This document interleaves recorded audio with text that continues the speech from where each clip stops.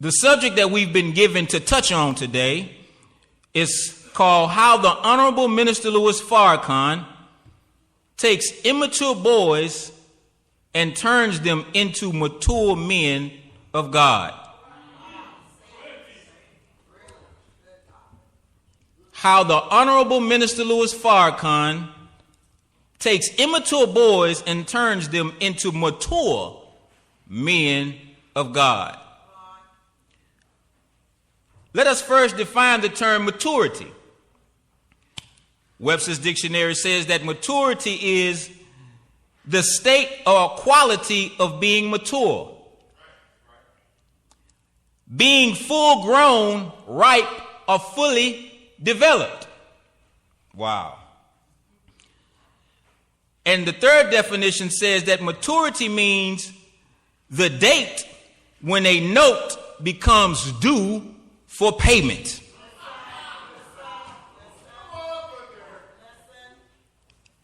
How does this man take immature boys and turn them into mature men of God? I would like to read from St. Luke's. I think we're in the chapter 7, verse 11 through 17. Is everybody all right? Oh, praise is due to Allah. Bear with me, brothers and sisters. We're going to get there, all right? And this particular passage is one that I reflect on quite often because it's Jesus walking the highways and byways, and it's the story of where he runs into the widow's son. Those of you who are in the audience may be a little surprised to hear a Muslim brother reading from the Bible. But the Honorable Elijah Muhammad, in his mastery as a teacher, not only taught us how to teach Islam out of the Quran, he taught us how to teach Islam out of the Bible. He taught us how to pull Islam out of a child. He taught us how to teach Islam out of a rock. Everything that you see around you that is the creation of God, we can learn from it because it is all created by the one God. So you can find Islam in anything. And it came to pass the day after that Jesus went into a city called Nain. And many of his disciples went with him, and much people. That means he had a crowd with him. Now, those of us who study the history of the historical Jesus know that in truth, he never really had a crowd with him. We'll get back to that later. Now, when he came nigh to the gate of the city, behold, there was a dead man carried out, the only son of his mother, and she was a widow, and much people of the city was with her. And when the Lord saw her, he had compassion on her, and said unto her, weep not. See, this is Jesus talking to the woman who was widowed, whose son was dead. Weep not. In other words, don't cry, sister. Don't cry. And he came and touched the bier, which is a coffin, and they that bare him stood still, and he said, young man, I say unto thee, arise. And he that was dead sat up and began to speak, and he delivered him to his mother. Now, I want you to think about what it is we're saying here. The lady that Jesus encountered was a widow. Quite naturally, we would like to say that her husband was dead. But when you look up the word widow, it has very, different meanings, For instance, a man who's always gone from home and never tends to his wife at all. Let's say he's out playing golf 24/7 and his wife never sees him. His wife is known as a golf's widow. So when you really look at the term, you don't have to have a husband who was physically dead in order to be a widow. Now, when you look at the condition of the black man in America, the scriptures, those writers of the scriptures describe us as being dead. They say we have eyes, but we can't see. Ears, but we cannot hear. We have a tongue, but we cannot speak. We have feet, but we cannot go and do for ourselves. We have hands, but we cannot build. So because we live a non-productive reality, we are considered dead. And those of us who are non-productive and considered dead, our wives could very well be called widows. And her son, dead as well. Why? Because the man has been non-productive. I personally grew up without a father. I was born into the world and I thought my sister's father was my father. And when I was probably about 7 or 8 years old, I got a phone call from my grandmother's house. Man just told me he was my daddy. I was like, what? That's how it happened. Then he said, let me put your mama on the phone. Then my mother got on the phone and she said, he's telling the truth. I said, wow. Now, I would not have believed him until I got the word from her.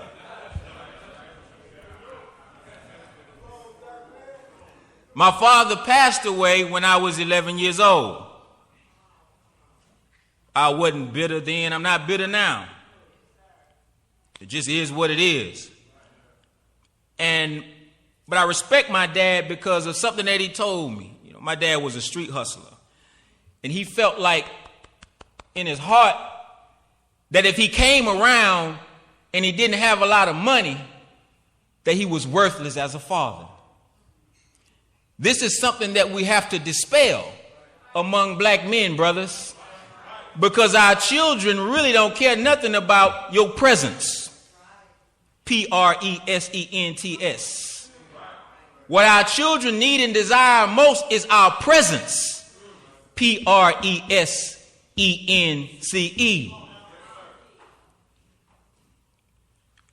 When I got old enough, I became a terrible I became a terrible young man at one point in my life. So I decided I would follow my brother into the military. At the time, my mother, who was on drugs, was trying to clean herself up, you know. She was living at a YMCA downtown Houston. Y'all don't mind if I give y'all a little bit of our story. We're talking about the widow's son and how Farrakhan turns immature boys into mature men. Who better for me to talk about than myself? I remember going to the YMCA and telling my mom, hey, I'm going to go into the military. I had enough sense to know that I needed to do something. Because like Tupac said, I saw death around the corner. So she signed the papers and I went on. That wasn't a good decision for me. And it wasn't a good decision for the Marine Corps. We didn't get along at all. But while I was there, I was introduced to a voice. And when I say a voice, I mean just literally. Upon hearing the voice of the Honorable Minister Louis Farrakhan, a light switch went off in my head. And I knew immediately that the deathbed that I was still on, I had a chance to get up off of it because of just a voice that I heard. So I began studying, and I began holding study groups in the military, y'all. No, I didn't know what I was doing. And I literally thought that it was our job to ultimately kill white folk. So that's what I was teaching. I'm at home, so I can be frank, right? So when the authorities in the military found out that this is what I was teaching, they tried to stop me. But I wouldn't stop. So they entrapped me. And they ended up catching the case. It was the United States government against Deric Jackson. That's who I was at the time. And I was so crazy at the time that I refused counsel.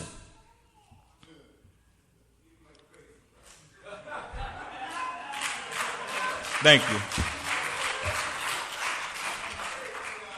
I refused counsel, and I told them, I'm going to represent myself. So using the wisdom and the principles from the book I was reading called Message to the Black Man, I actually won. I actually won.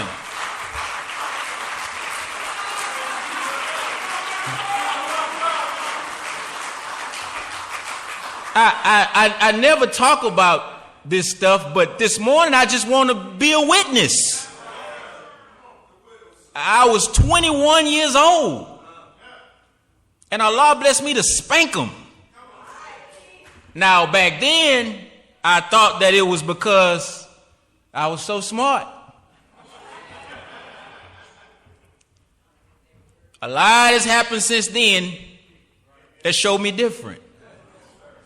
That it was really Almighty God Allah watching over me because he had work for me to do. Praise is due to Allah. So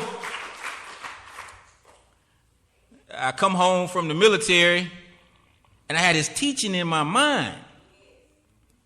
But I don't want to go to the place where everybody got to discipline themselves. I want to do this my way, you see.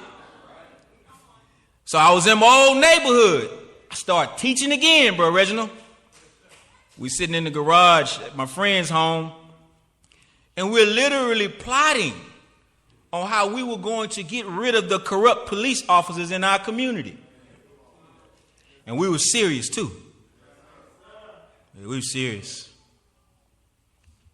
So one day I saw a brother selling the Final Call newspaper on Homestead and Tidwell.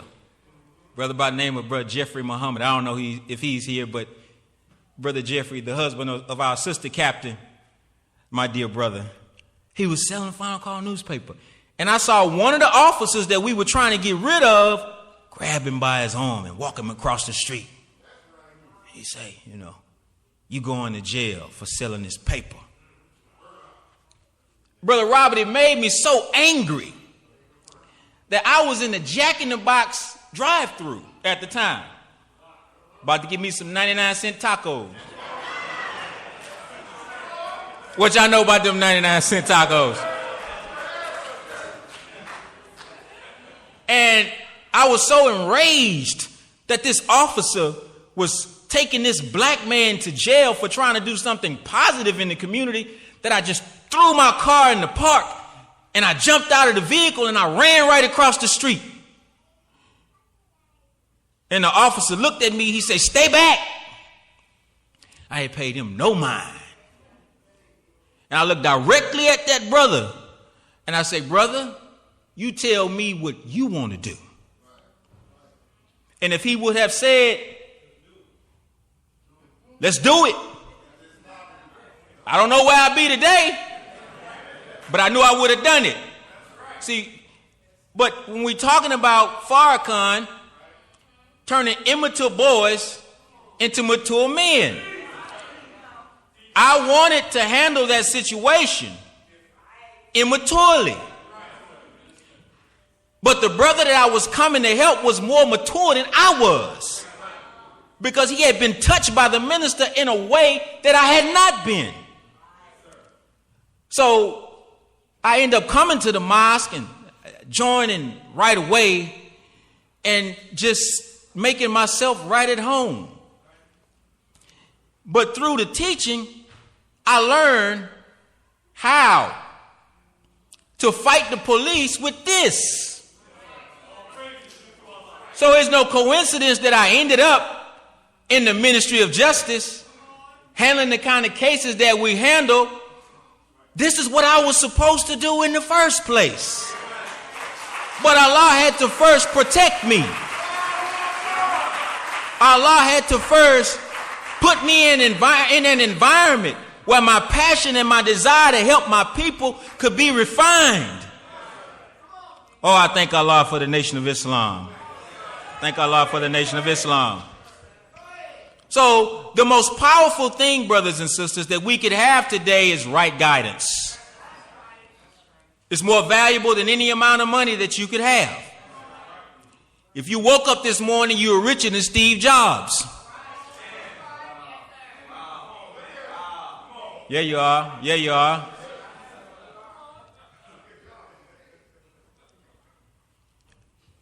Your worldly possessions are not more valuable than right guidance.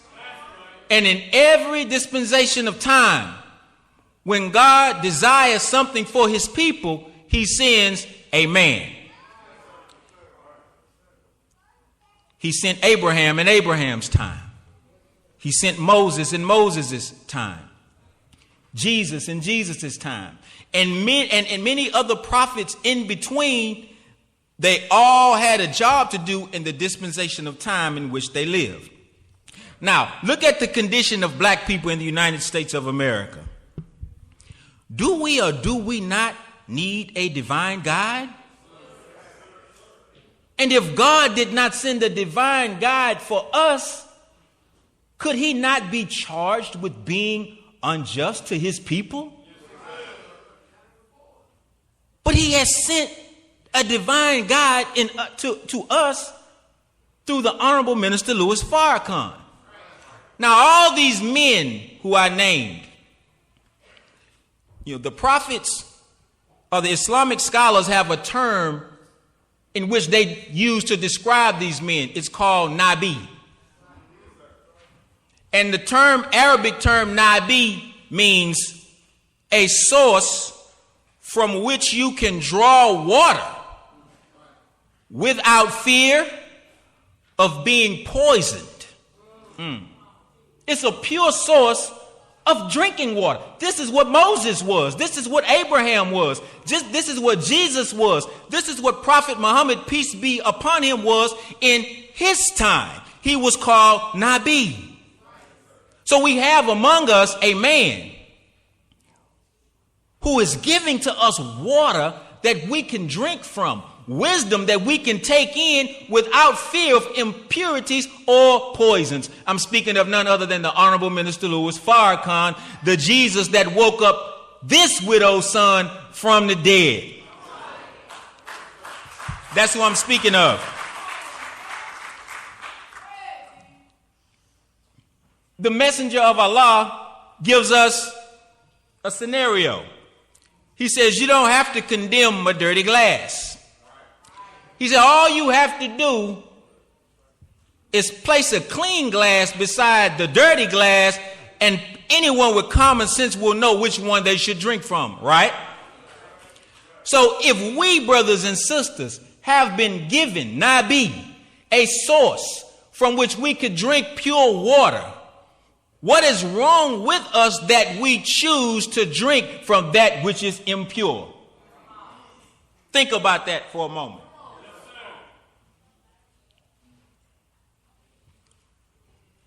What is wrong with me that I'm not drinking the pure water? Imagine going into a restaurant and they say, would you like some water? Yes.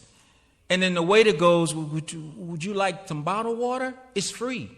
You say, no. Just give me some from the tap.